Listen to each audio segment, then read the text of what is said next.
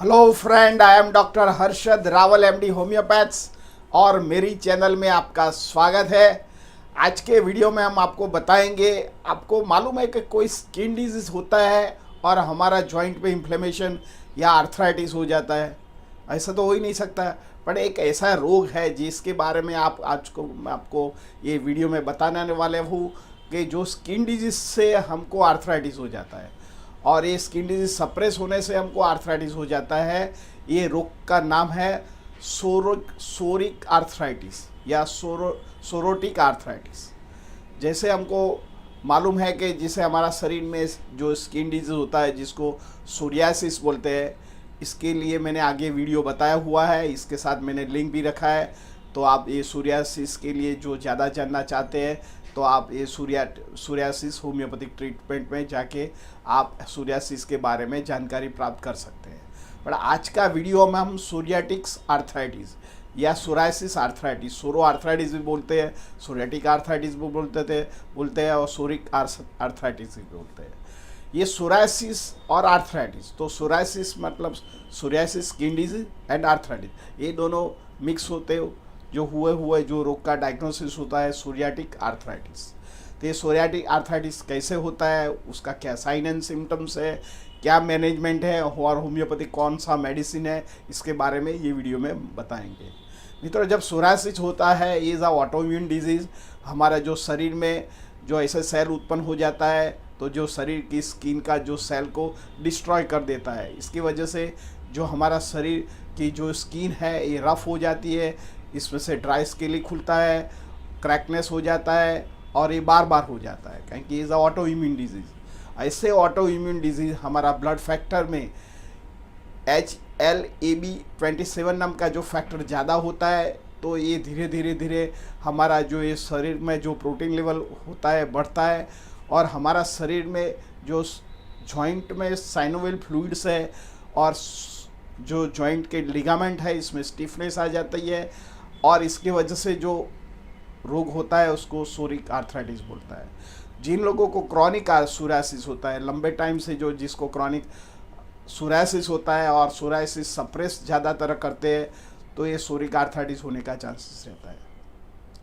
तो जिन लोगों को पेरिफल सोरियासिस होता है, और पेरिफल मीन्स जॉइंट पर, जहाँ जॉइंट होता है मेनली सोरायसिस जॉइंट पर ही होता है और ये जॉइंट पर उसका जो कोश होता है धीरे धीरे हमारा जॉइंट्स में चला जाता है, तो जॉइंट्स में स्टिफनेस आ जाती है और जॉइंट में इन्फ्लेमेशन आ जाता है, स्वेलिंग भी आ जाता है और इरिटेशन भी होता है। इसकी वजह से हमारा जॉइंट इन्फ्लेम होता है, इसको सोरिटिक आर्थराइटिस बोलता है।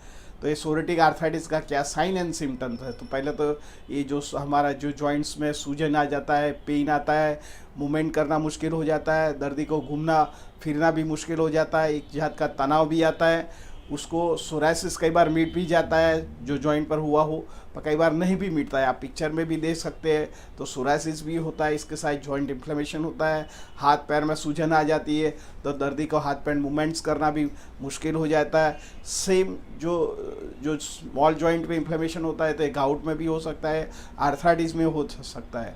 पर कई बार हम पर दर्दी को पूछते हैं कि आपको को फ्यूचर में कोई सोरायसिस का रोग का मामला हुआ था या सप्रेस किया था, तो कई बार दर्दी ऐसा हमको हिस्ट्री देता है कि हाँ मेरे को सोरायसिस का प्रॉब्लम हुआ था, सोरायसिस तो मेरा लगभग मिट गया, पर बाद में मेरे को ये जो आर्थराइटिस होता है तो उसको सोरोटिक आर्थराइटिस बोलते हैं।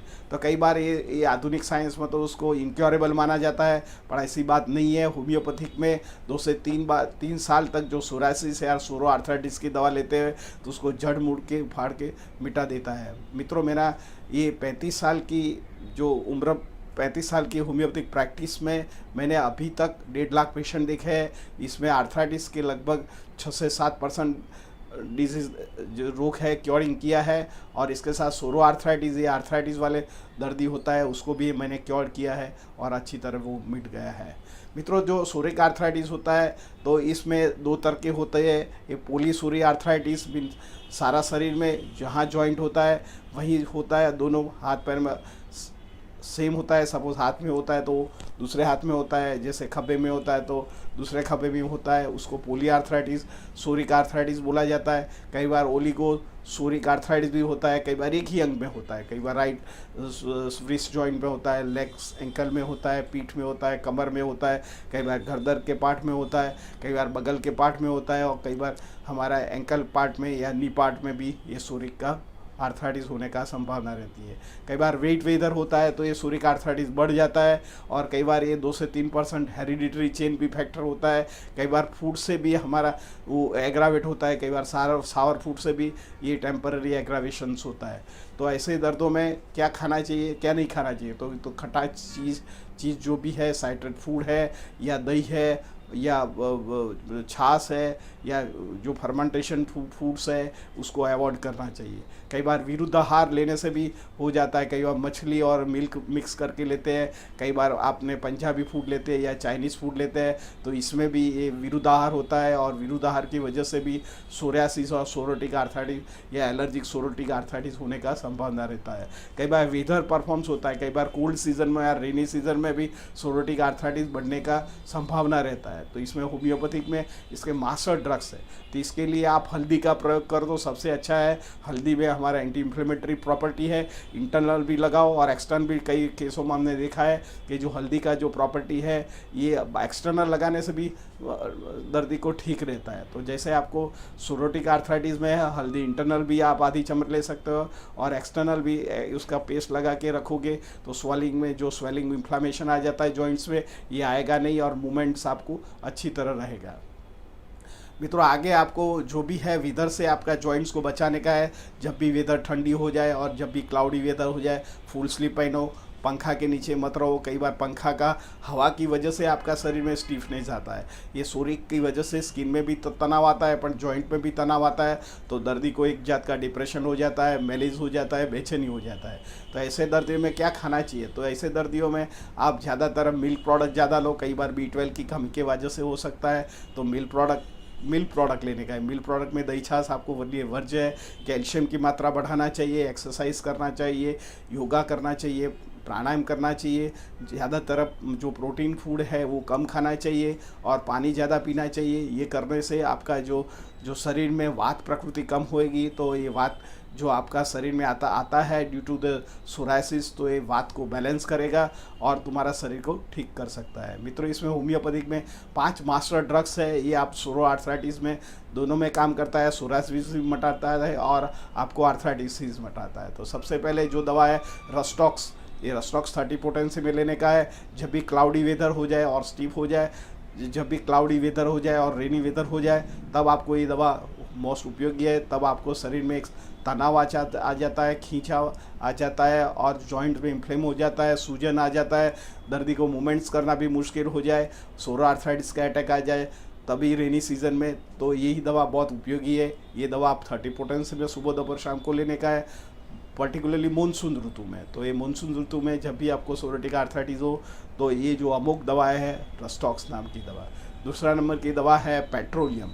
कई बार कोल्ड सीज़न में भी हमारा शरीर में इन्फ्लेमेशन आ जाता है और सोराइसिस एकदम ब्रेकआउट हो जाता है और जॉइंट में मूवमेंट्स करने में भी मुश्किल हो जाता है, क्रैक हो जाता है, इसमें कट आवाज़ आता है। तो आप पेट्रोलियम दवा है 30 पोटेंसी भी ले सकते हैं और एक्सटर्नल हम पेट्रोलियम जेली भी लगा सकते हैं। जेली लगाने से तुम्हारे जो एक्सटर्नल क्रैकनेस आई हुई है, तो ये पेट्रोलियम होम्योपैथिक जेली से आपका जो स्किन स्मूथ हो जाएगा और ये आपको ड्राइनेस फील नहीं करेगा। थर्ड नंबर की दवा है आर्सेनिकम आयोडेटम।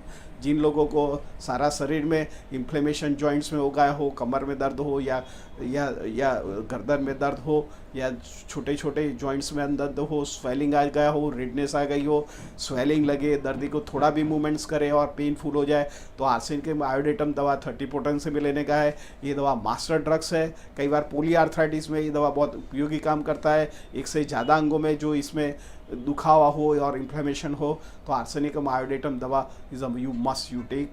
तो ये आर्सेनिकम आयोडेटम 30 पोटेंसी में सुबह दोपहर शाम को 2 से 3 महीना आपको दवा लेने का है। चौथा नंबर की दवा है ब्रायोनिया।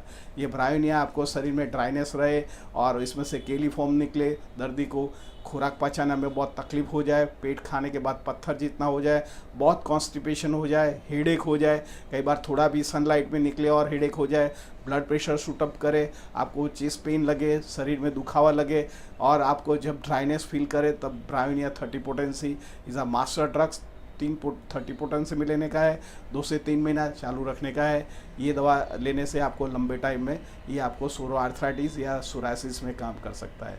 कई बार मित्रों मैंने देखा है कि जिन लोगों को गोनोरिया हुआ है और उसके बाद गोनोरियल आर्थराइटिस हो जाता है, इसमें जो हमारी होम्योपैथिक में दवा है मेडोरिनम, ये मेडोरिनम भी पोली आर्थराइटिस है, और सारा शरीर का जॉइंट में इन्फ्लेमेशन आ गया हो और दर्दी बोलता है कि मेरे को पास्ट में सेक्सुअल ट्रांसमिट डिजीज़ जिसको हम गोनोरिया बोलते हैं, ये कोई पर्स के संबंध में आने के बाद ये सेक्सुअल ट्रांसमिट डिजीज़ है, ये सप्रेस होने के बाद भी पोली आर्थराइटिस होता है। तो मेडोरिनम 1 पोटेंसी में हफ्ते में 1 ही बार लेने का है।